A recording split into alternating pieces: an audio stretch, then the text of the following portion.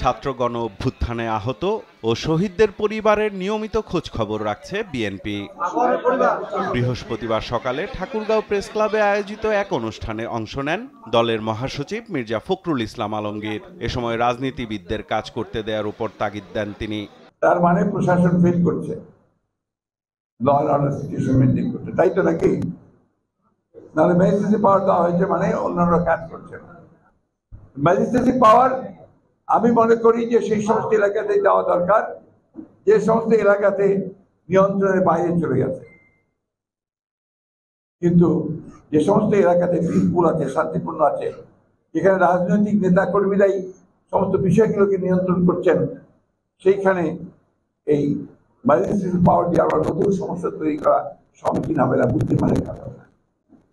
আমি তাই অন্তর্বর্তীকালীন সরকারকে অনুরোধ করব তারা বিষয়টি পুনর্বিবেচনা করবেন এবং কখনোই এমন কোনো ব্যবস্থা নেবেন না যেটা সামগ্রিকভাবে তাদের জন্য বুমেরাং হবে, দেশের মানুষের জন্য একটা বুমেরাং হয়ে যাবে। গণতান্ত্রিক সরকার প্রতিষ্ঠায় সবার সাথে অন্তর্বর্তী সরকারকে আলোচনার আহ্বানও জানান মির্জা ফখরুল। সরকারকে আহ্বান জানাতে চাই সব দিক চিন্তা ভাবনা করে সামনে যেন সত্যিকার অর্থেই একটা গণতান্ত্রিক রাষ্ট্র আমরা দেখতে পাই, গণতান্ত্রিক ভাবে নির্বাচিত সরকার দেখতে পাই, পার্লামেন্ট দেখতে পাই, মানুষের উপর অন্যায় অত্যাচার না হয়, আমার শিশুদের উপরে গুলি করে যেন তাকে হত্যা করা না হয়। শুধুমাত্র ক্ষমতায় থাকার জন্য সেই বিষয়গুলো নিশ্চিত করার জন্য যার যার সঙ্গে কথা বলা দরকার, ব্যবস্থা দরকার, তারা সেই ব্যবস্থাগুলো নেবেন।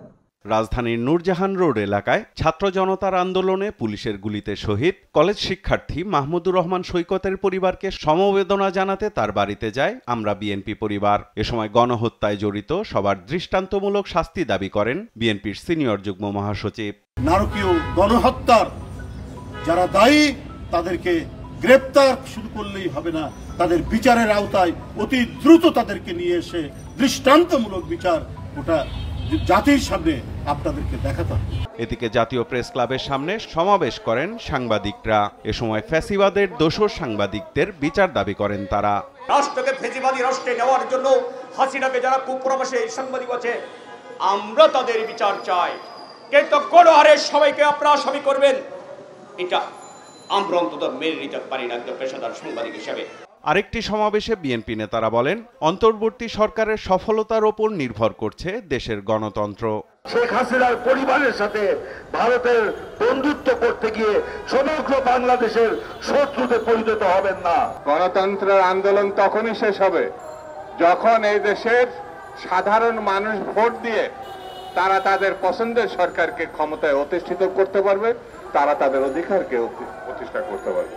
গণহত্যার দায়ে শেখ হাসিনা ও তার দোসরদের দেশের মাটিতে এনে দৃষ্টান্তমূলক বিচারের দাবিও জানান নেতাকর্মীরা। সাইফুল রিপন, দেশ টিভি, ঢাকা।